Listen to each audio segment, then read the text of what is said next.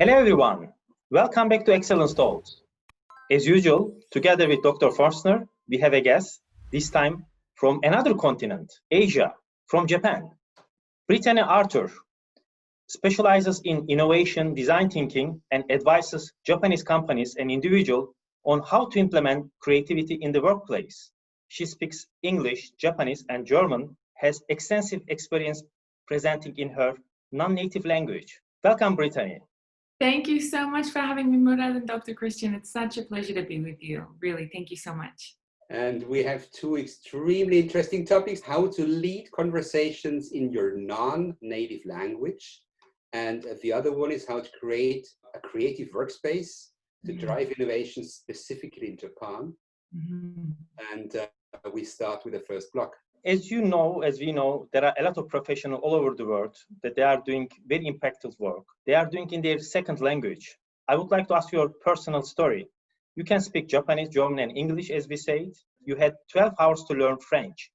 Could you please share your story?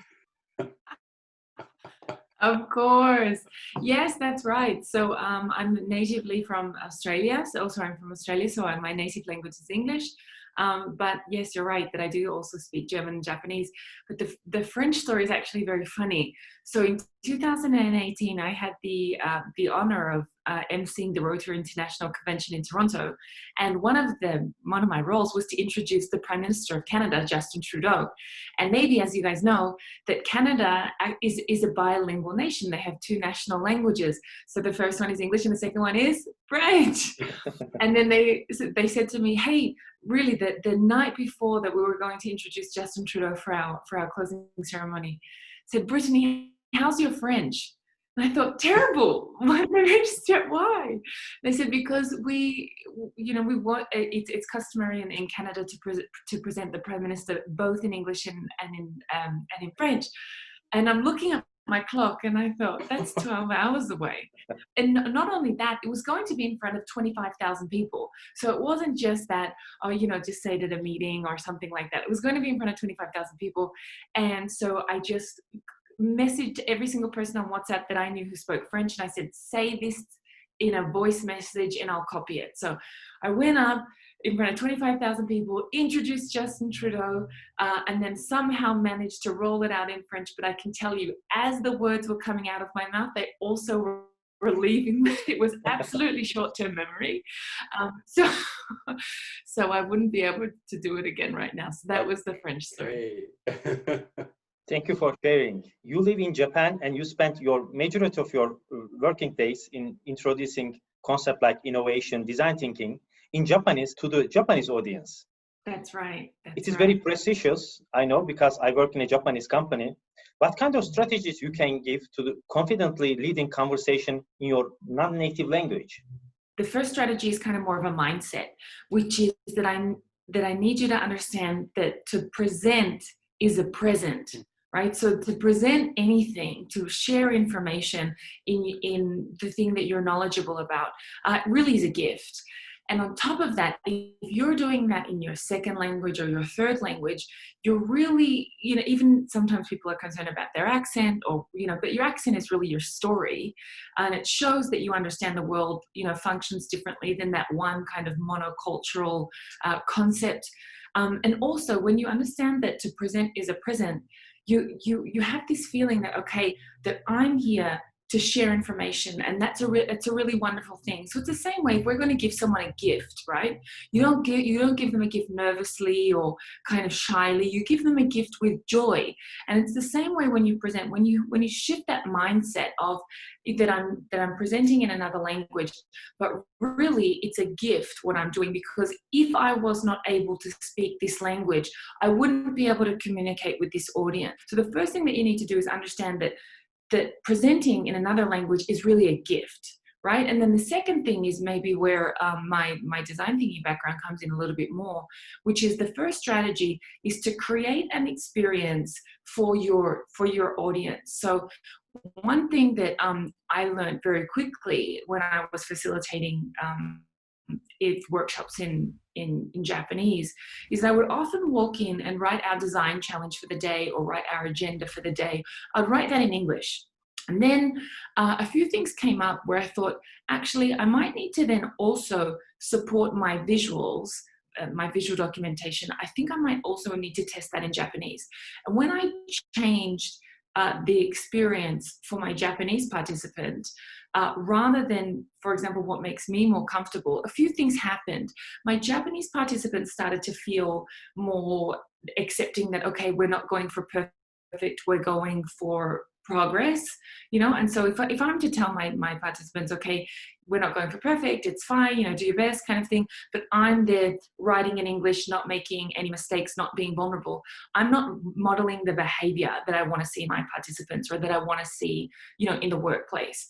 So when we do that, that one thing of changing your mindset, and that second thing of creating an experience on different levels. For example, making your visuals, I think supporting visuals is very helpful, because, I think we've all been in a situation where we've even been speaking in our native language and you're thinking, what is this person talking about? Like, I don't know where they're going. So I would recommend anyone, whether it's your native language, but especially your non-native language, to use visuals. And that doesn't mean that you have to be a good drawer. It just means, pull out a pen, and this is even more helpful now that we can do so much online, that you can, use these connections and say, okay, this is where we are, this is where we want to get to. So to create that experience for your audience, and then that in turn really does make your experience as the presenter so much easier. Such a helpful and practical advice, Brittany. Thank you so much. Now imagine you have a multicultural organization and there are leaders in the organization. How can those leaders support their people in this challenge? Yeah, I think that's so important, because leadership, particularly in the Asian context, is really the key to scaling or not.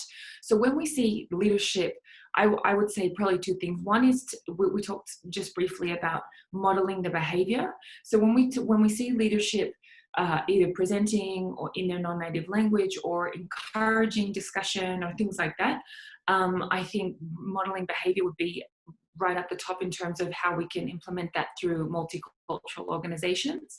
And the second thing would certainly be creating systems or ecosystems of learning. So for example, maybe that's peer-to-peer learning. So when we look at multicultural organizations, sometimes you don't even have to go externally to look for people who speak different languages. Often you can create those communities within the organization. So you might even be able to create a Japanese English coffee on a Friday, or a Japanese French or Japanese German or whatever it is, coffee on a Friday, or Wednesday morning breakfast or things like that. So I would really encourage organizations to both model the leadership, but also create ecosystems of community and learning in the organization. And that doesn't necessarily have to look like hiring someone to teach a language. You can really support peer-to-peer learning through creating those communities. And when we are leading conversations in such multicultural environments, what are the effects of cultural differences, Brittany? Can you give us more of it? Yes, huge. Cultural differences don't change what you say, they change how you understand something. Mm-hmm. So a few things. If you're in a German context, for example, if someone gives you critical feedback, this is really something you're thankful for, because they're invested in you either developing the proposal or developing the idea. But if you get negative feedback in, I would call it like an Anglo-Saxon kind of environment, Australia, the UK, often, people take that as a personal attack. Then you have an Asian context where if you're getting critical feedback, that people won't bring it up. So multicultural conversations are important to understand, not only, and I think this is really maybe the responsibility of not only the presenter, but also the listener. Mm-hmm. I think it's important to understand not only what am I saying, but let's also think about how could this be interpreted. And so if you're looking to if you're in a meeting, or if you have a proposal and you're thinking, I wonder if I can use this. So the question I get a lot in Japan is, can I use humor? Can I make jokes? That's really dependent on the client. It's really dependent on the situation. And it's also dependent on your ability to communicate Japanese humor. So humor isn't necessarily, I'll take a joke and then translate it one-to-one. You need to translate humor also contextually.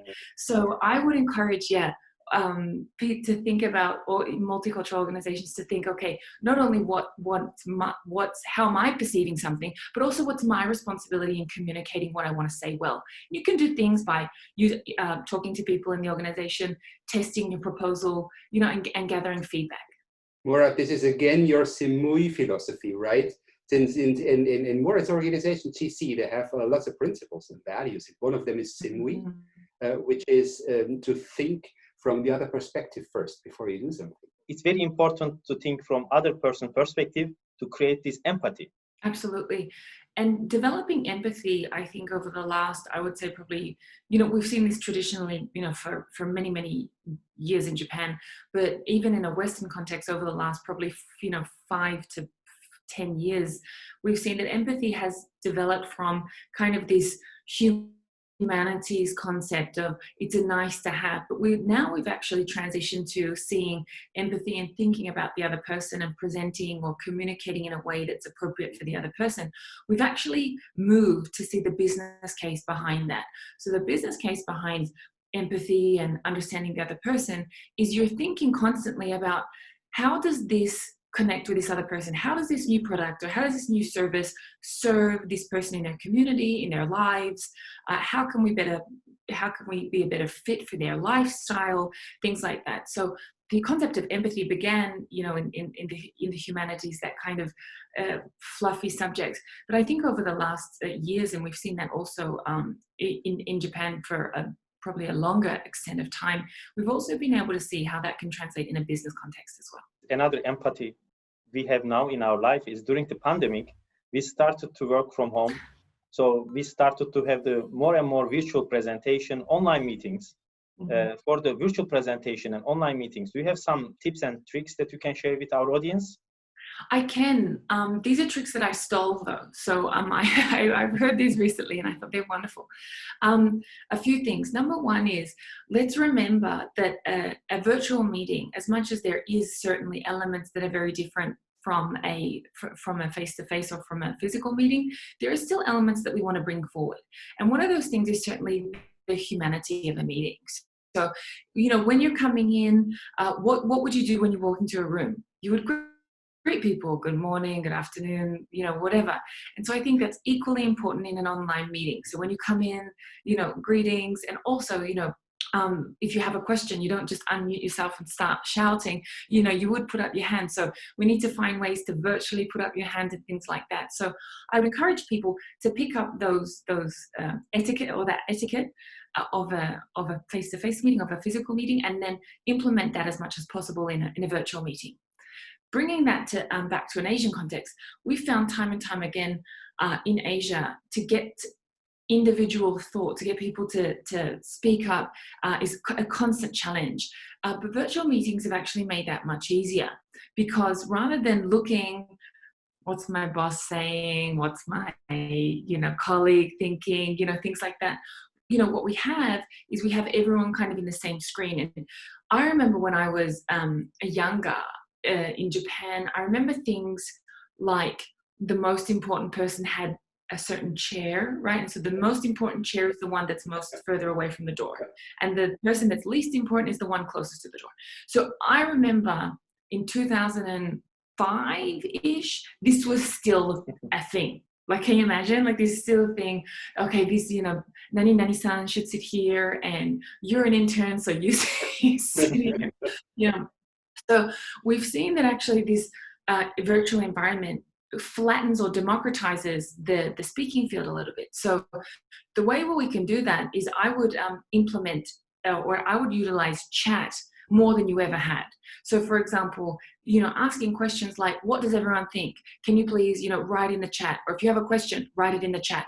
Rather than having this, calling on people, I would really encourage people to avoid calling on, if you're in an Asian context, particularly Japanese context, calling on people. Nakamura-san, what do you think?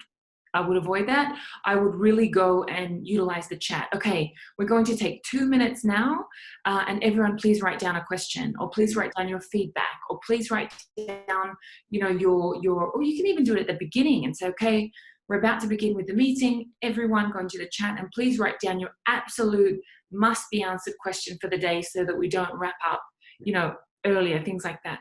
So I think that's a great way. And kind of a side tip to that, which I heard from a Japanese colleague of mine who his background is quite traditional, you know, 33 years in the same company, you know, started at the bottom, went to the top. But he's always kind of been an innovative thinker. And he said to check in emotionally first in a meeting, and rather than kind of putting people on the spot and saying, you know, how are you really, which is kind of a heavy question, he would just say, okay, everyone, choose two emojis to describe your morning or to describe how you're feeling. And in high context environments, and particularly in environments where you don't speak, you know, where it's not your native language, utilizing emojis or imagery can actually be a really great way to connect with people. Brittany, I don't have the words to say thank you for all these practical tips. I mean, we can use them tomorrow, right? And everybody who listens, this is extremely practical advice based on experience from different environments, and specifically in Asia and Japan. As a last message, I want to give to our audience that if they want to be notified for our next videos, please subscribe to the YouTube channel that you can notified for the next videos. Thank you very much again.